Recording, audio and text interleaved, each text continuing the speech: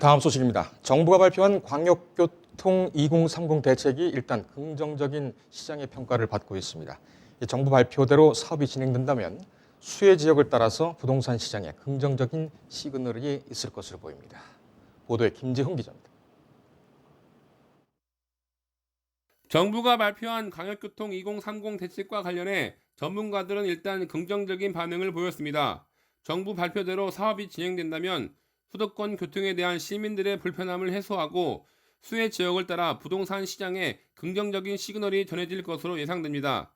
다만 재정 문제와 사업 타당성 등 단계별로 넘어야 할 산이 많고 아직 계획 단계인 점을 들어 실제 실현될 수 있을지 두고 봐야 한다는 평가를 내렸습니다. 전문가들은 먼저 이번 정부 발표로 도심까지 이동 시간이 단축된다는 점에서 외곽 지역 주택 시장의 입지 경쟁력이 높아질 것으로 예상하고 있습니다. 특히 서울 및 수도권 등 대도시 주택 가격은 도심 접근성에 따라 결정되기 때문에 정부 발표에 따른 수혜 지역의 집값 상승이 예상됩니다. 여기에 1, 2기 신도시 노후화와 자족 기능 부족은 물론 3기 신도시 추가 개발에 따른 우려를 어느 정도 다독일 수 있을 것으로 기대하고 있습니다.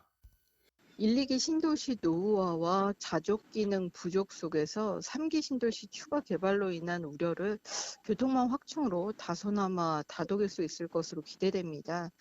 비교적 완공 시기가 빠른 수도권 급행철도 A 노선이나 신안산선, 그리고 수인선, 대곡 소사선 이런 지역들은 주변 지역의 수혜가 예상되고요. 토지 가격 상승이나 재고주택의 매매 가격 강세, 또 분양시장의 높은 선호가 기대되고 있습니다.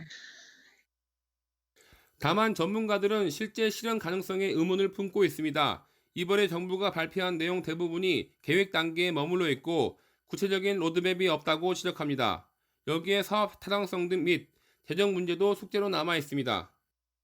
계획에 따르면은 전반적으로 이제 그 장기 계획으로서 계획 단계 위주의 지금 상태이며, 또 한편 이러한 사업을 추진하기 위해서는 결국은 이제 BC 분석이라든지 사업 타당성 분석을 검토해야 되는데, 이 부분에 대한 것이 아직은 확정되지 않았고, 또 한편 여러 사업을 추진하는 데 있어서 운영회사의 손실 보전에 대한 부분에 대한 것도 고려돼야 되는데, 이 부분도 아직은 명확한 대안책이 없는 것 같습니다.